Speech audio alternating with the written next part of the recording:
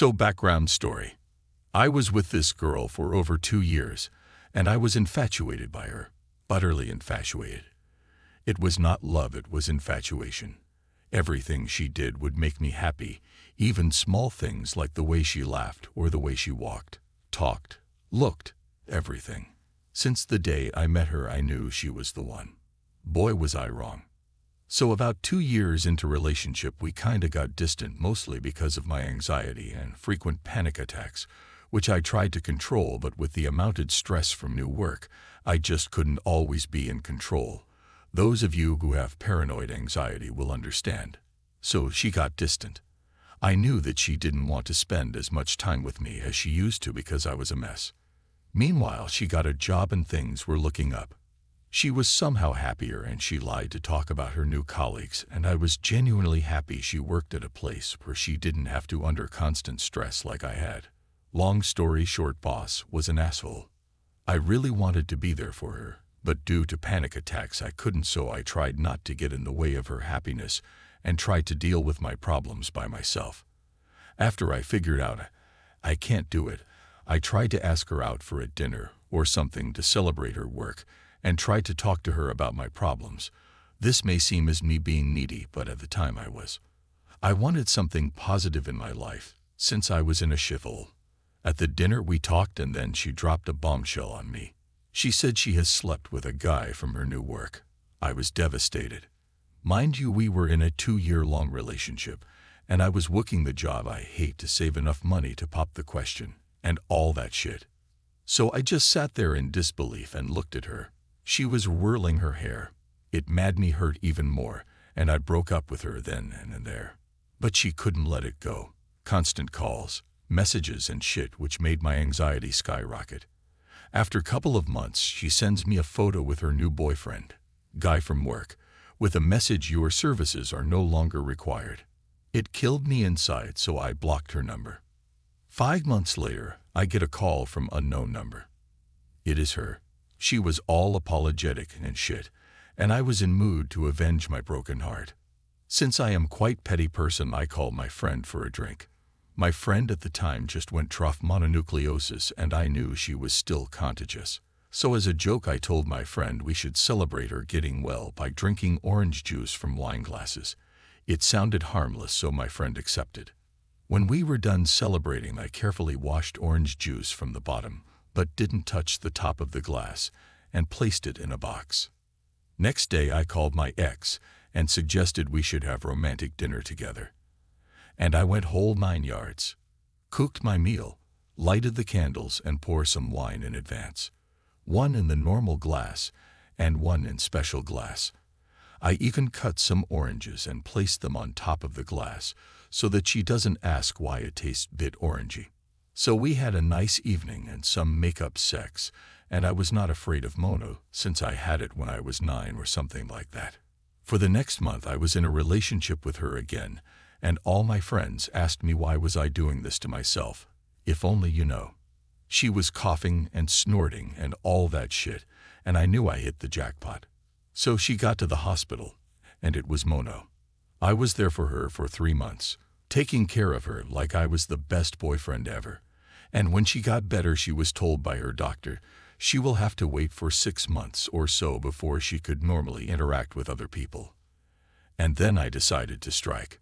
You see, you were in tough time, and I was there for you, and did not cheat on you or anything.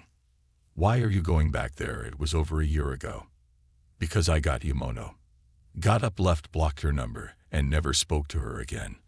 I was afraid she will try to charge me with attempt murder or something. Anxiety, yeah. But she never even tried to contact me. Next story. We, wife and I, live in a townhouse complex. For anyone outside of my country, it's like a row of houses in a gated community. Our complex has 3 rows with 6 houses, and 1 row with 5, need room for that community pool. The 2 evil neighbors in question lived across from us. The one right across from us, Unit 10, and the one to their right, Unit 11. Not real numbers for obvious reasons. What you need to know is the driveway separating each of the rows. It's wide enough to fit 2 cars, okay-ish. If both cars traveling slowly, they can pass each other with ease. When they first moved in, we got along okay with them. I even played games with their kids, 3 each per unit, when walking past to my house from the car park. I thought they were good families, as when the kids did something like kickballs at our wall and not stop, I would tell the parents, and the kids got punished. I explained this cause in just one day. They went from a nice family to assaulting my wife. We came home from an event, I think the movies, one night. Another neighbor of ours made it to the driveway before us, so he was first. The people in number 10, whom I will now refer to as Psycho Bitch and Ashole Husband, had their family van parked out front of their house, across from my house. Kids were getting in and out of the van while Psycho Bitch was keeping an eye on things. Our other neighbor, who lives on our side of the complex right next to us, moved his car slowly past Psycho Bitch and the van first. We will call him Nice Neighbor for now. When Nice Neighbor slowly moved past the van, there was no problem at all. My wife was right behind Nice Neighbor and did the exact same thing. Slowly moved her car past in full view of Psycho Bitch. The strange thing is that nothing happened. My wife made it past without even a glare. I got out and opened the garage door for her to park the car. We reversed the car into our garage, and I was about to shut the rolling door when Psycho Bitch comes screaming over and yelling, accusing us of trying to run over her kids. She barged into our garage right past me and banged on the driver's side window to the point my wife had to roll the window down, or Psycho Bitch would have broken it. She started pointing a finger and yelling about how dare my wife try and run over her kids. I want to point out that from the time my wife passed the van till the time Psycho Bitch came raging over was 2 minutes. Why didn't she blame Nice Neighbor, and why didn't she say anything as my wife moved the car past the van? It's like the worst delayed reaction in history, and to this day, we still don't know the real reason they had it out for my wife and I. If the real reason was running over the kids, Psycho Bitch would have been in Nice Neighbor's face or in my wife's face while she moved the car past the van.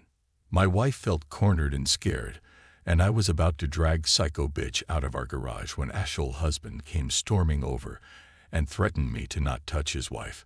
So I had to leave my wife cornered and defenseless as to hold off Ashole Husband in the driveway. After a few minutes of screaming at my wife, Psycho Bitch went too far. She slapped my wife hard across the face, and her sharp nails left multiple scratch marks and bleeding. That was the last straw for me as my adrenaline kicked in. I'm not a violent guy. I like to think I'm normally smart by having a policy of the best defense is to not get into a fight in the first place.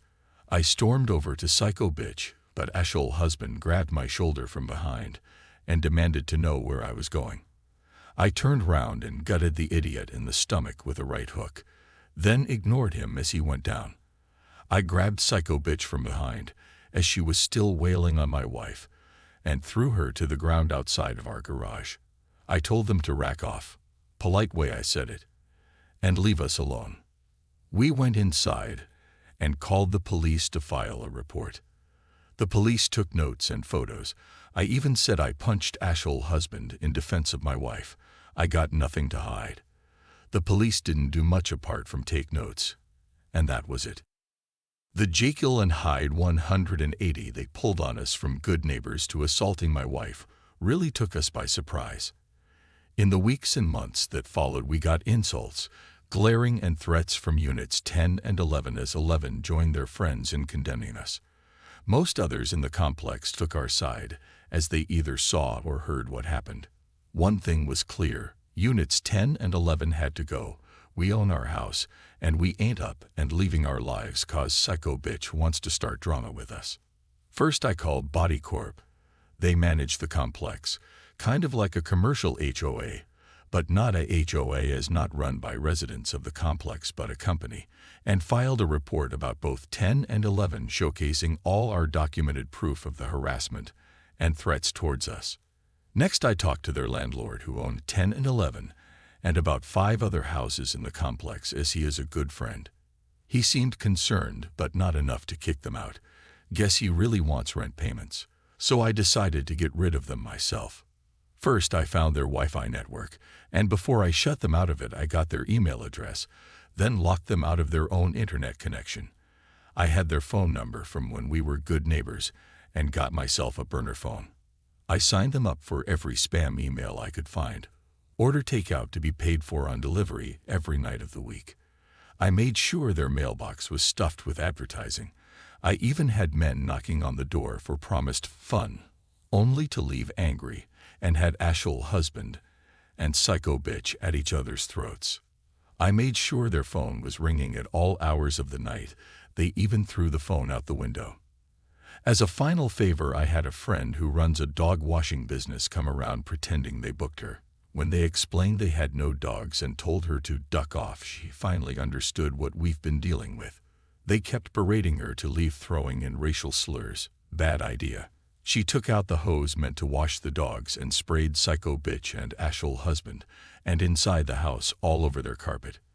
I think they finally got the hint and moved out only a month later. Number 11 followed them a few weeks after. The entire complex had a huge pool party in celebration. But I wasn't going to let them off that easy. That psycho wailed on my wife for no good reason. Prepare to lose it all.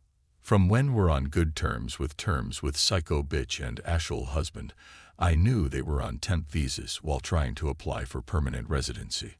I made sure to mention to immigration where they had moved to. Thanks friends in the rental market. And handed over the police report of them assaulting us in our own home for no good reason. Seems psycho bitch didn't make her own police report, so ours was the be-all and end-all, and was enough to get them kicked out of the country. I know the country they come from. It's hard to get work. Why a lot of people from that country move here. I feel zero remorse booting them out. Zero. Zip. Nada. Next story. Not sure if this belongs here. However, I must let you know that this story was handed down from my grandfather a few months before he died in 2006. In the 1960s, my grandfather was working for Panam and was sent to Dominican Republic. I can't remember if it was DR or Puerto Rico, but I'm more sure of DR. The local community of Panam employees had what equated to corporate housing in a community near the airport. My grandfather would fly between DR and NYC on a regular, and on this particular day, he was supposed to get back at 1 in the morning. Over the prior 3 to 4 weeks, there had been some break-ins in the Panam community housing, where the housewives were getting raped, and any valuables stolen from their homes. My grandmother, being the badass that she was, and having 3 young children in the house, refused to be a victim. She saw a pattern in the break-ins, and determined that her house would be next. But if you heard my grandfather tell the story, she had a gut feeling that night. My grandmother put my father and my uncles to sleep earlier than usual that night, and then proceeded to pull out the shotgun and wait. According to my grandfather, she waited with the lights off in the house, sitting on a stool about 5 to 6 feet in from the front door, holding a double-barrel shotgun. After a couple hours, she heard someone messing with the front door locks, so she promptly got ready, because if it had been my grandfather, she would have heard keys. The would-be rapist knocked down the door to see a little lady pointing a double-barrel shotgun right at him. Now, I would like to say before this next part that I never knew that my grandmother was this much of a badass until I heard this story, but she was always a tough cookie. As soon as the guy raised his hands, she pulled both triggers, and 2 shells of shotgun pellets destroyed this human being. My grandmother then proceeded to put a call into the airport to inform my grandfather as soon as he got in, to hurry home, that there was a family emergency. This being a foreign country, and my grandmother not knowing how the local police would react. My grandfather got home as soon as he landed, and got the news, to see the body laying by the front door, and my grandmother in the throes of cleaning up the blood. My grandfather, without a word, just went a couple houses down to a few people who he trusted and enlisted their help. They promptly tied the body by a rope to the back of their pickup and started driving. He said they spent hours dragging this body through the mountain roads until there wasn't any of the body left, grinding it away using the road. By the time he got home at 7 in the morning, my grandmother had cleaned the blood and fixed the front door. They never told the local government, and went on with their lives. Now, I am not sure about this story being true, however. It was one of the last stories my grandfather told me before he died. My father once told me that he remembered hearing the commotion, but never investigated, because he didn't want to get in trouble for being out of bed. He was 5 to 6 years old at the time. I wish there was a way to confirm this story. However, all parties involved are no longer alive. Next story. When I was a naive 24-year-old, met a charming and very smart and way older man. We call him Jake for the story.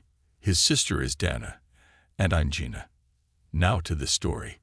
Jake was 42, recently divorced, or so he told me, and got a kid that he would see the weekends. We meet online through a poetry website where both of us used to write. He was very aloof and stern on his comments, and not very popular on the website, because he used to always come off like an arrogant prick. But I really liked his poems regardless of his personality, and that's how it began. I commented on one, and he instantly pummed back praising my writing and asked me if we could collaborate on a do it together.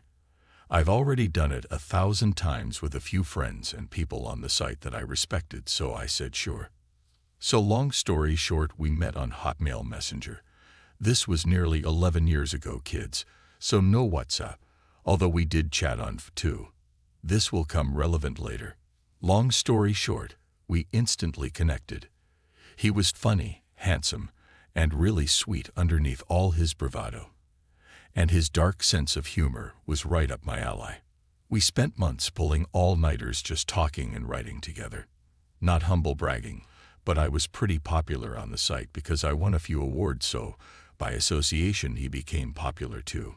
People started to reading Jake's poems and commented, and obviously he got a huge head about it. But I digress.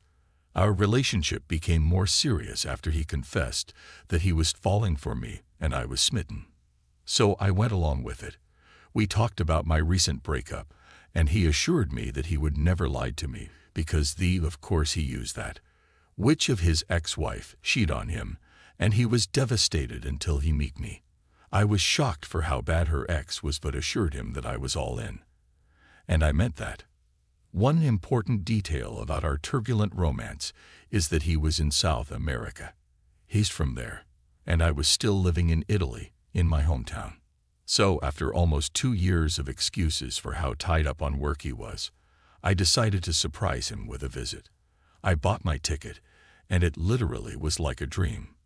He picked me up, we kiss, hug, and he took me to his beach house, which would have been my first red flag, but I was dumb, young, and in love, saying that it would be so much easier and fun for me doing touristy stuff on a beach port than staying in his suburbs house with no car.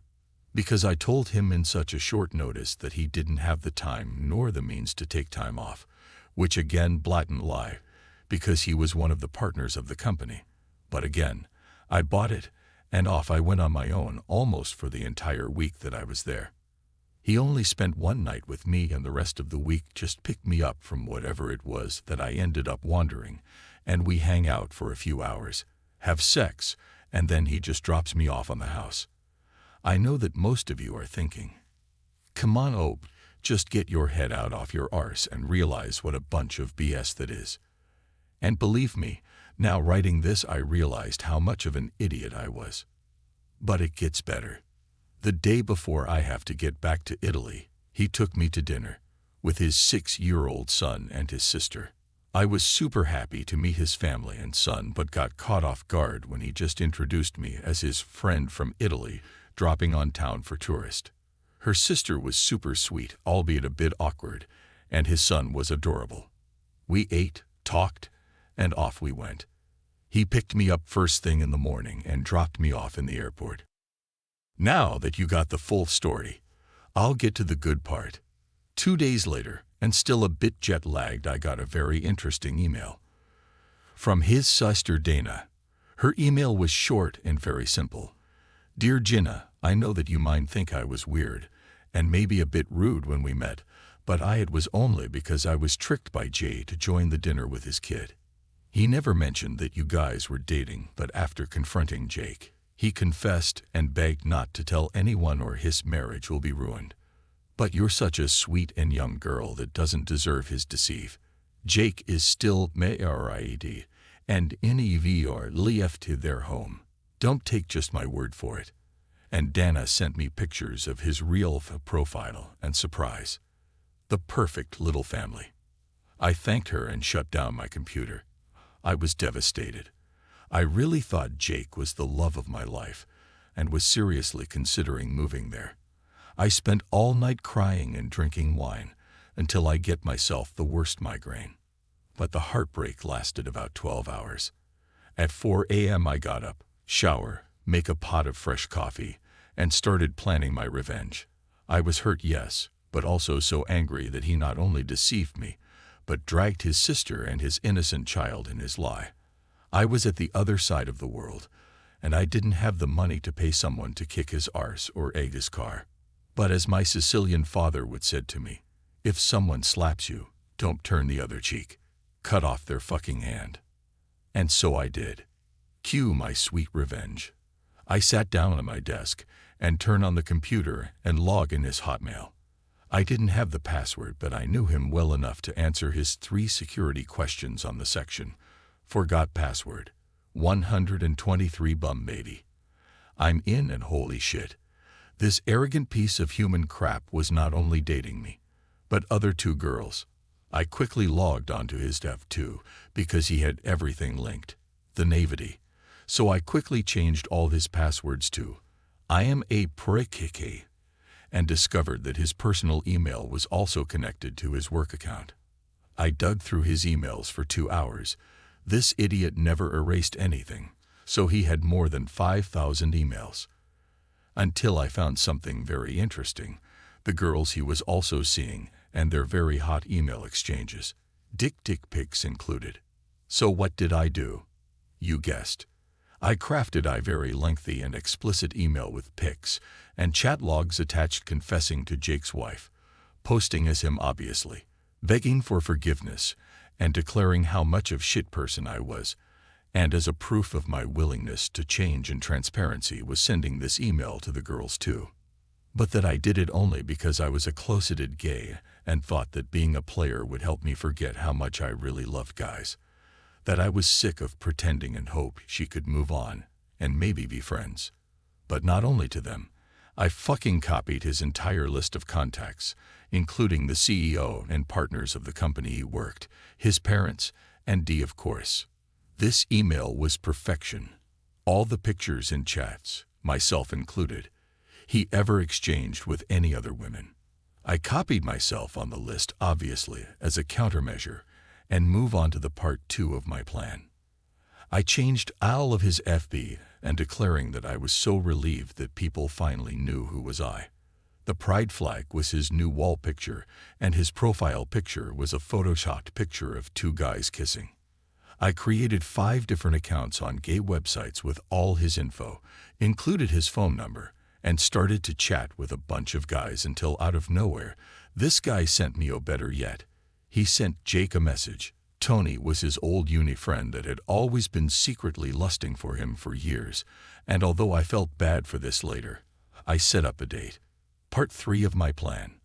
A week after this massive internet blowout and his family and friends angrily calling him all sorts of names and getting fired because his bosses didn't want the bad press.